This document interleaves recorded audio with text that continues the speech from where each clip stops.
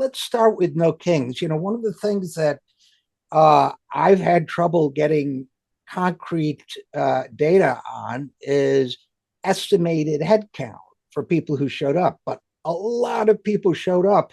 And it seems to me, the day after the demonstrations, uh, obviously there's a lot going on with the war, Israel's attack on Iran and so forth, and counterattacks. Uh, but it seems to me it's gotten, as usual, very little play in the media with no estimates of numbers. And I'm seeing numbers from 4 to 6 million people attending 2,200 demonstrations. I mean, you could cut those in half, and it's still a massive news story, don't you think? Yeah, I'm seeing estimates in mainstream news media of individual marches, but as usual, a lot of our media don't like to give us the full picture. It's one thing to hear 30,000 in LA, which was the LA Times's estimate of my local march. I'm near Los Angeles and I attended the LA rally. And it's another thing to have that put into a larger context. The closest I could come to a national estimate was there's a social media account called the Alt National Park Service, and its goal is to basically be like a monitor of social movements. Apparently, it's run by some former members of the National Park Service, and their count was 12.1 million. That's How the highest. much? 12.1? 12.1 million. Now, take that with a grain of salt. Almost Yeah, it's hard to. I don't know exactly like how, like who they are. They are, but a lot of people see them as credible. I went and looked through their social media Blue Sky account, and they seem like they are generally fairly solid. So take that as you will. I would say 6 to 12 million is probably the lower and upper limit, which is a large number. Absolutely right. I think any one of the big marches rivals the number of people that showed up to Trump's parade in Washington, D.C. And I think that was, of course, the point. But yeah, it was Right. huge. In Los Angeles, where I attended, I can give you a flavor of how the march went. And of course, it's going to be fairly unique given the context in LA leading up to this march. Now, the No Kings marches were announced months in advance of the ICE raids escalations. They were announced at a time when Trump announced his military parade. So immediately the counter went up, and it was a coincidence that then the ICE raids, coincidence from the perspective of organizers, maybe not as much from Trump's Mhm. perspective. Who knows what went through his mind in the timing of the ICE raids? But June 6th is when the ICE raids really escalated in Los Angeles, although started in Southern California a little bit earlier. And so the week leading up to the No Kings marches, we saw this huge movement unraveling in LA, and it's still going. And so LA's No Kings rally had a very unique flavor.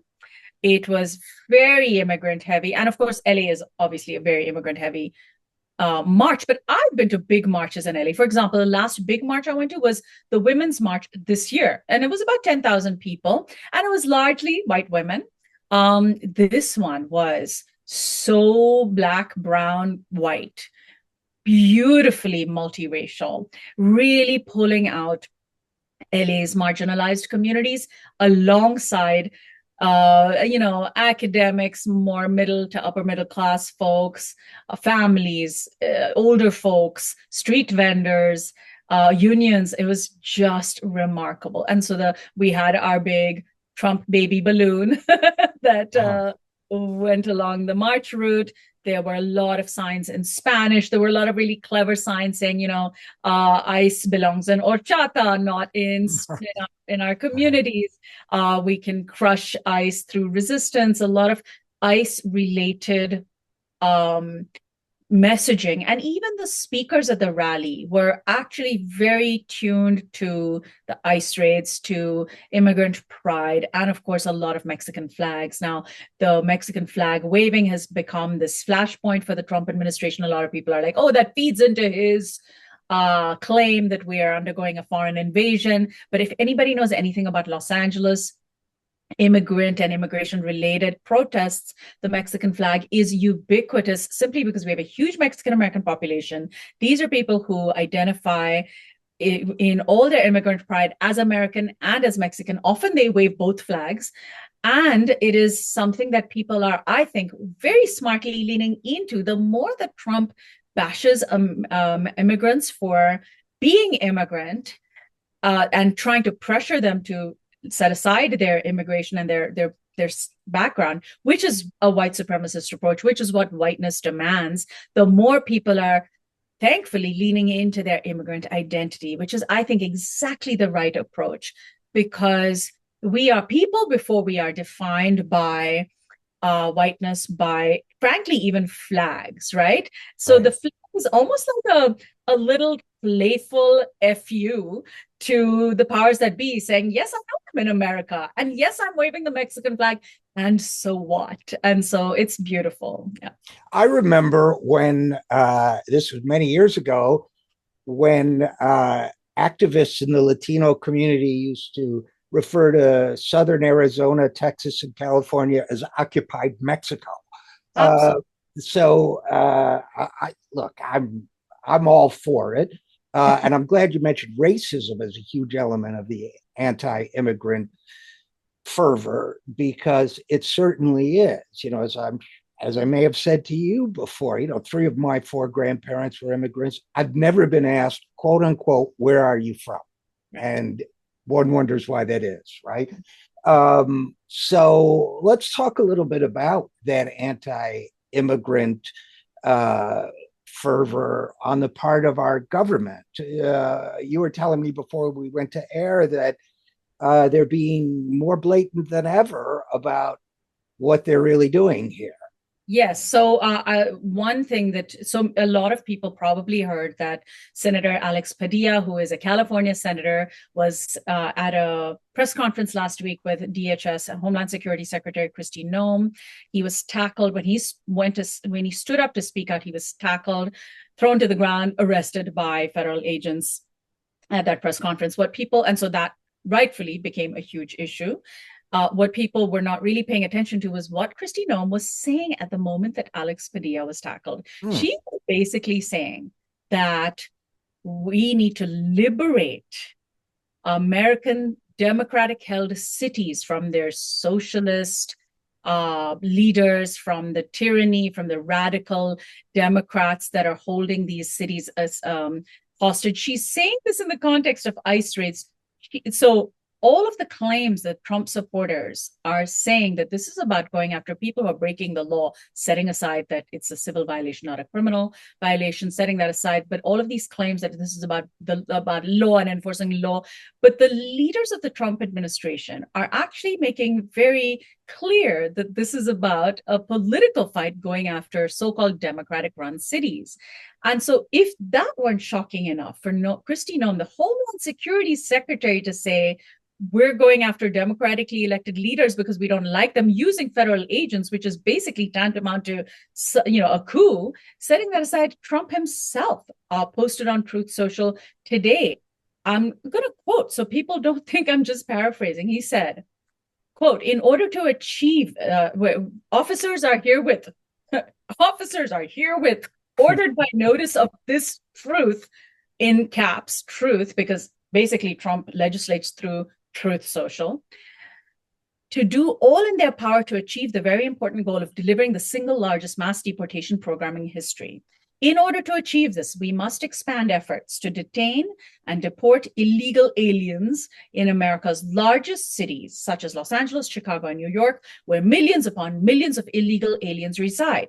These and other such cities are the core of the Democrat power center, where they use illegal aliens to expand their voter base, cheat in elections, and grow the welfare state, robbing good-paying jobs and benefits from hardworking American citizens. These radical Democrats are sick of mind, hate our country, and actually want to destroy our inner cities, et cetera, et cetera. So, and that is why I want ICE, Border Patrol, and our great and patriotic law enforcement officers to focus on our crime-ridden and deadly inner cities and those places where sanctuary cities play such a big role, et cetera. He's very openly saying, I'm using ICE agents as my brown shirts, as my Gestapo, to go after my political opposition. This is not about breaking the law or illegal immigration, quote unquote. Now, the agricultural industry has heavily lobbied Trump because to pull back ICE rates from farm workers and places and their agribusinesses. Because basically they've warned him saying, if you go after our farms, this is going to throw the entire food system into jeopardy. And you care about the price of bacon and eggs and whatever. And so Trump has, it's not that he has actually still gone after farm workers, but only in a very small way. And he is focusing his efforts. He's very deliberately focusing his efforts on cities and democratic strongholds. What his approach is going to do is to say, if you're an undocumented person, you're safer doing backbreaking work in farms than you are being an entrepreneur in a city where Democrats can claim you as your voter, et cetera. Remember, you and I talked about Dubai and what Trump wants to transform the United States into, a country where immigrant workers are vulnerable, their employers hold their passports, all they're good for is creating products for quote unquote citizens to use, and they have no ambitions of their own, and they're basically stuck doing this backbreaking labor and nothing else. That's the Trump goal. And so he's being so open about this. We need to talk about this. This is not about people breaking the law. This is about a political, this is about fomenting and undermining democracy in the most obvious, overt way possible. And it's about, everybody talked after the January 6th and the election denialism, which he telegraphed many months in advance he was going to do if he didn't win in 2020. Everybody talked about the big lie, right? Capital B, capital L. This is the bigger lie. This is the demagoguery that authoritarians always use. He's saying to his base and to anyone else that might be convinced, everything that's wrong with society, everything you think is wrong with society, is the fault of liberals, Democrats, and their coddling and conspiring and manipulation. They're using these immigrants to hijack the political system. So anything I do of a fascist nature as Donald Trump is just to get the system back. And of course, it's othering immigrants and making them the scapegoats, but it's basically a grand narrative. This is not the billionaires, it's not the corporations, it's not my big donors, it's not the military industry, it's those brown people and those Democrats who are, in essence, it's a great replacement theory, who want to replace you good, hardworking white Americans with devious and shifty brown, quote unquote, illegal people. Isn't that it? Exactly. The whole I'm so glad you brought that up, because that's the resentment that he feeds on, the resentment of those white Americans who are struggling to make ends meet. And of course, they're struggling to make ends meet because billionaires are sucking up all our resources. But if he can claim that immigrants are replacing us, then it's a whole different thing. And some folks have in recent days been pointing out the backbreaking labor that is farm work, right? Where immigrants are, is when they make these claims that they're stealing our jobs, the jobs that most or many undocumented immigrants do is such hard backbreaking labor for so little pay that there aren't American citizens vying for those jobs, desperate to be able to, pull radishes out of the ground, pick strawberries on their hands and knees in the blazing sun 12 hours a day for a pittance. There just aren't American citizens willing to do that work. They really are. Horribly hard work, right? So the stealing the jobs narrative is such an insidious narrative, and that definitely plays to that replacement theory idea that they're trying to replace you. And the whole thing about illegal, quote unquote, illegal aliens that be turned into the Democratic voter base. There are laws against people. Right. There's voter fraud. We know there's no voter fraud because it would have to be voter fraud for people who are undocumented to vote. Most undocumented, we can't get people with papers to vote. We can't get citizens to come out and vote in big enough numbers because it's, not enough That's a great point. Actually, I hadn't thought about that. But if we get a 68% voter turnout by comparison, comparing the number of people who voted to the number of people registered to vote, where are all these illegal voters? And of course, there have been studies showing that that's not a thing. It's just not a thing that happens. So, but that's all part of the conspiracy theory, right? Yeah, absolutely. And also this whole like, well, get in line, do it legally, as if people, it is so hard to actually have a legal pathway to citizenship that if that were accessible, why would people overstay their visa or cross the border without papers or turn themselves in at a government location and seek refuge, which is fully legal, fully supposed to be protected under the law, and yet people are claiming that that these folks who do that are breaking the law. Anyway, why would people not use the pathways? They've essentially made it so difficult and so near impossible for people to get their citizenship that these claims are false. A lot of what's really interesting, I don't know, Richard, if you're monitoring this, but every now and then, like a lot of people are getting their information from TikTok, right? This is where young folks are especially going. So young undocumented immigrants are going to TikTok and telling their stories. They're talking in first person about how they're stuck in what they're like, this is the requirement. In this many years, I have to do this. And then they require this of me. And I've tried it, but I'm caught between a rock and a hard place. And I have to fill out this paperwork. And I filled it out. And I've spent $10,000 of my own money. And I still have to wait 2 years. And they still turn me down for this. And it goes on and on and on. And they're showing that they're telling their stories. And they're like, trust me, we don't like living in the shadows. We don't like being seen as people who are like purposefully and willfully breaking some laws. It's by design, and the heart of it is a white supremacist worldview that wants this country to not have diversity. Right, and wants to use that, inflame that bigotry to detract people from the forces and the individuals that are really making their lives miserable. So yeah, it's demagoguery. It's exactly. And Black and brown folks are much more progressive just because we've been in marginalized communities. And that's the heart of it. The white supremacist billionaires would like nothing more than to have Black and brown folks going, rah, rah, Trump, yay, Elon Musk. Well, not anymore, maybe.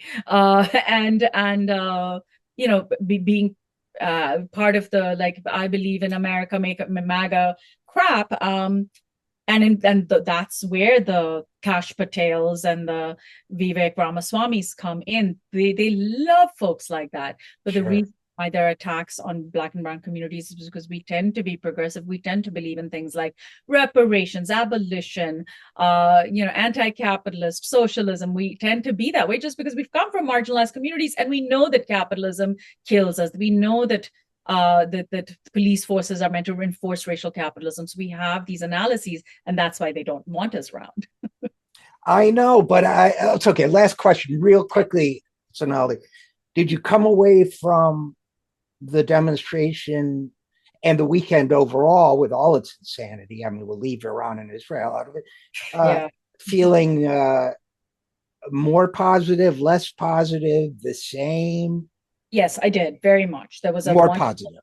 I'm very much more positive. There was a wonderful piece on Waging Nonviolence by Erica Chenoweth and a couple of other folks who drew this beautiful graph, like plotted the amount of resistance to Trump. If we measure it by sheer numbers of people that are out protesting, in the first 5 months of 2017, there was a little blue line. And then the first 5 months of 2025, much bigger, huge difference, right? You were not seeing the coverage in the media, and so people aren't realizing actually people are protesting in enormous numbers. And I know that there's been a lot of righteous and justifiable critique from some analysts saying, okay, we've been here before, we've had marches, they don't amount to anything. Mobilization isn't the same as organizing. And I completely agree, and I get that. However, right now, big masses of people are mobilizing.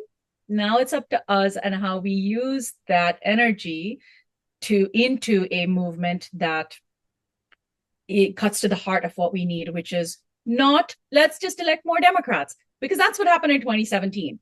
The Women's March, all of those big marches, the end goal was let's elect Democrats. That happened. We got Biden, and people saw what a disaster Biden was. Now we have Trump.